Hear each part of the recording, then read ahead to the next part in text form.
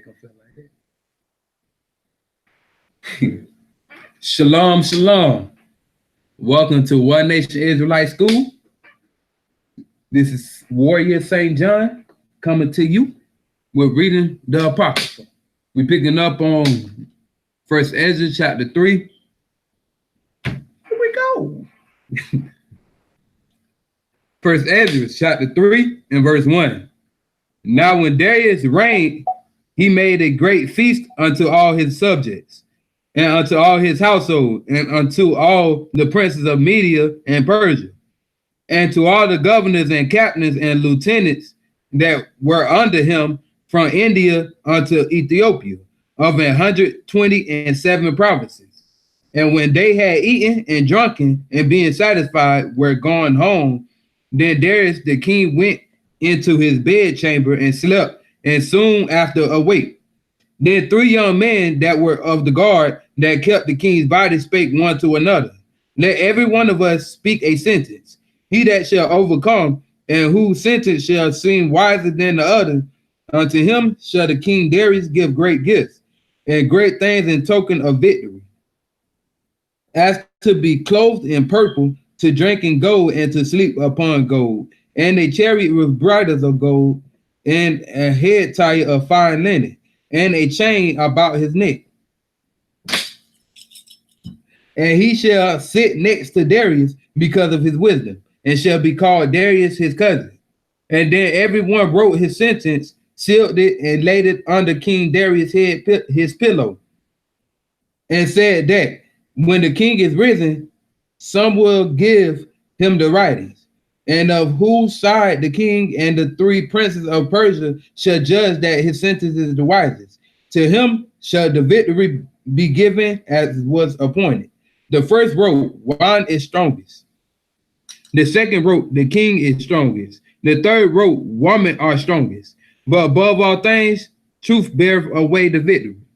Now when the king was risen up, they took their writings and delivered them unto him, and so he read them. And sending forth, he called all the princes of Persia and Media, and the governors and the captains, and the lieutenants, and the chief officers, and sat him down in the royal seat of judgment. And the writings were read before them. And he said, call the young man, and they shall declare their own sentences. So they were called and came in. And he said unto them, declare unto us your mind concerning the writings. Then began the first, who had spoken of the strength of wine. And he said thus, O ye men, how exceedingly strong is wine! It causes all men to err that drink it. It maketh the mind of the king and of the fatherless child to be all one, of the bondman and of the free man, of the poor man and of the rich. It turneth also every thought into jollity and mirth, so that a man remembereth neither sorrow nor death. And it maketh every heart rich, so that a man remembereth neither king nor governor.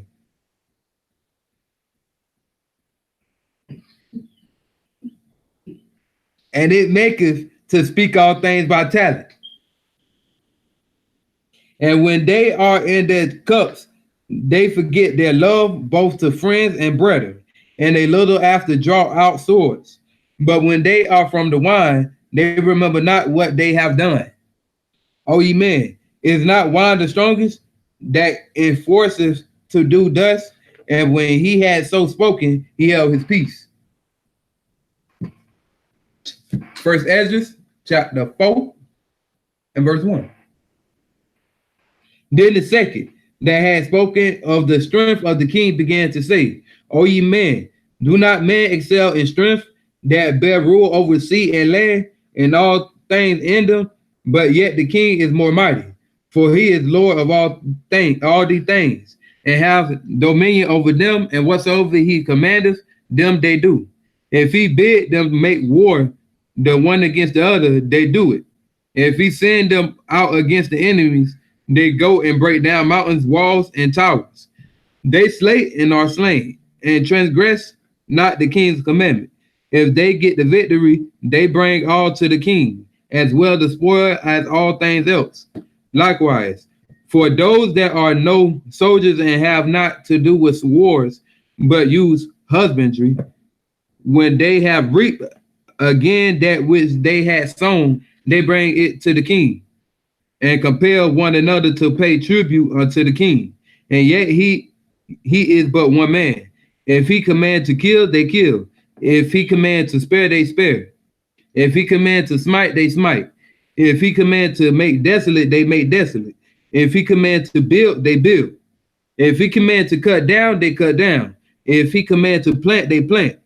So all his people and his armies obey him. Furthermore, he lieth down, he eateth and drinketh and taketh his rest. And these keep watch round about him. Neither may anyone depart and do his own business, neither disobey they him in anything. Oh yeah, man, how should not the king be mightiest, when in such sort he is obeyed, and he held his tongue, and he held his tongue. Then the third, who had spoken of woman and of the truth, this was Zerubbabel, began to speak. Oh yeah, oh ye men, it is not the great king nor the multitude of men, neither is it wine that excelleth. Excelleth, yeah, my bad. That excelleth. Who is it then that ruleth them, or have the lordship over them? Are they not women? Women have borne the king and all the people that bear rule by sea and land. Even of them came they, and they nourished them up that planted the vineyard, from whence the wine cometh. These also make garments for men. These bring glory unto men, and without women cannot man be. Yeah, and if man have gathered together gold and silver or any other goodly thing, do they not love a woman which is comely in favor and beauty? And letting all those things go, do they not gape and even with open mouth fix their eyes fast on her? And have not all men more desire unto her than unto silver or gold, or any goodly thing whatsoever? A man leaveth his own father that brought him up in his own country, and cleaveth unto his wife. He sticketh not to spend his life with his wife, and remembereth neither father nor mother nor country. But this also ye must know, that women have dominion over you. Do ye not labor and toil, and give and bring all to the women? Yeah, a man taketh his sword, and goeth his way to rob and to steal, to sail upon the sea and upon rivers, and looketh upon a lion, and goeth in the darkness, and when he hath stolen, spoiled, and robbed, he bringeth it to his love. Wherefore a man loveth his wife better than father or mother. Yeah, many there be that have run out of their wits for women, and became servants for their sakes. Many also have perished, have erred and sinned for women. And now, do ye not believe me? Is not the king great in his power? Do not all regions fear to touch him?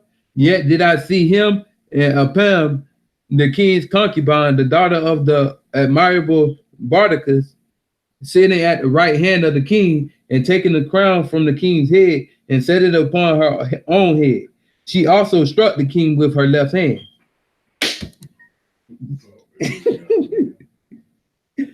Got the shit out of him. Yes, she did. And yet for all this the king gaped, and gazed upon her with open mouth. If she laughed upon him, he laughed also. But if she took any displeasure at him, the king was fain to flatter, that she might be reconciled to him again. Oh yeah, man. Oh ye men. How can it be but women should be strong, seeing they do this? Then the king and the princes looked one upon another, so he began to speak of the truth. O ye men, are not women strong? Great is the earth, high is the heavens, swift is the sun in his course. For he compasseth the heavens round about, and fetches his course again to his own place in one day. Is he not great that maketh these things? Therefore great is the truth, and stronger than all things. All the earth calleth upon the truth, and the heaven blesseth it. All work shake and tremble at it, and with it is no unrighteous thing. Wine is wicked. Wine is wicked. The king is wicked. Women are wicked. All the children of men are wicked, and such are all their wicked works, and there is no truth in them. In their unrighteousness also they shall also they shall perish. As for the truth, it endureth, and is always strong. It liveth and conquereth for evermore.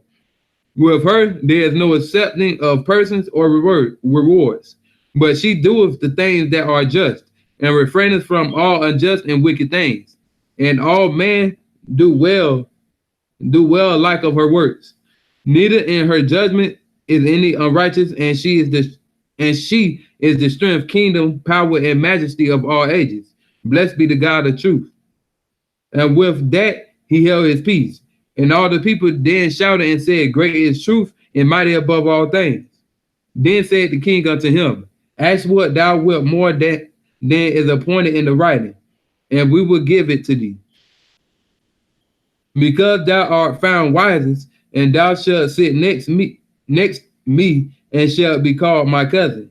Then said he unto the king, Remember thy vow, which thou hast vowed to build Jerusalem in the day when thou camest to thy kingdom, and to send away all the vessels that were taken away out of Jerusalem, which Cyrus set apart when he vowed to destroy Babylon and to send them again thither. Thou also hast vowed to build up the temple, which the Edomites burned when Judea was made desolate by the Chaldees. And now, O Lord the King, this is that which I require, and which I desire of thee. And this is the pricely liberty proceeding from thyself. I desire therefore that thou make good the vow, the performance whereof with thine own mouth thou hast vowed to the King of heaven. Then there's the king stood up and kissed him, and wrote letters for him unto all the treasurers and lieutenants and captains and governors, that they should safely convey on their way both him and all those that go up with him to build Jerusalem. He wrote letters also unto the lieutenants that were in Syria and Phoenix, and unto them in Libanus, that they should bring cedar wood from Libanus unto Jerusalem, and that they should build the city with him. Moreover, he wrote for all the Jews that went out of his realm up unto Jewry, concerning their freedom, that no officer, no ruler, no lieutenant, nor treasurer should forcibly enter into their doors, and that all the country which they hold should be free without tribute, and that the Edomites should give over the villages of the Jews which then they held. Yeah, that there shall be yearly given 20 talents to the building of the temple until the time that it was built, and other 10 talents yearly to maintain the burnt offering upon the altar every day, as they had a commandment to offer 17. And that all they that went from Babylon to build the city should have free liberty, as well they as their posterity, and all the priests that went away. He wrote also concerning the charges and the priests' vestments wherein they minister, and likewise for the charges of the Levites to be given them until the day that the house were finished, and Jerusalem built it up. And he commanded to give to all that kept the city pensions and wages. He sent away also all the vessels from Babylon that Cyrus had set apart, and all that Cyrus had given in commandment, the same charge he also to be done, and sent unto Jerusalem. Now when this young man was gone forth, he lifted up his face to heaven toward Jerusalem, and praised the King of heaven, and said, From thee cometh victory, from thee cometh wisdom, and thine is the glory, and I thy servant. Blessed art thou who hast given me wisdom, for to thee I give thanks, O Lord of our fathers. And so he took the letters and went out, and came unto Babylon, and told it all his brethren. And they praised the God of their fathers, because he had given them freedom and liberty to go up and to build Jerusalem and the temple which is called by his name. And they feasted with instruments of music and gladness 7 days. That was the end of chapter 4. And we'll be picking up on First Esdras chapter 5 next time we get together. With that, I say shalom. Shalom. Shalom. Shalom. Yeah. Um, what do I end it? Shit disappeared, cuz. Oh, now my head.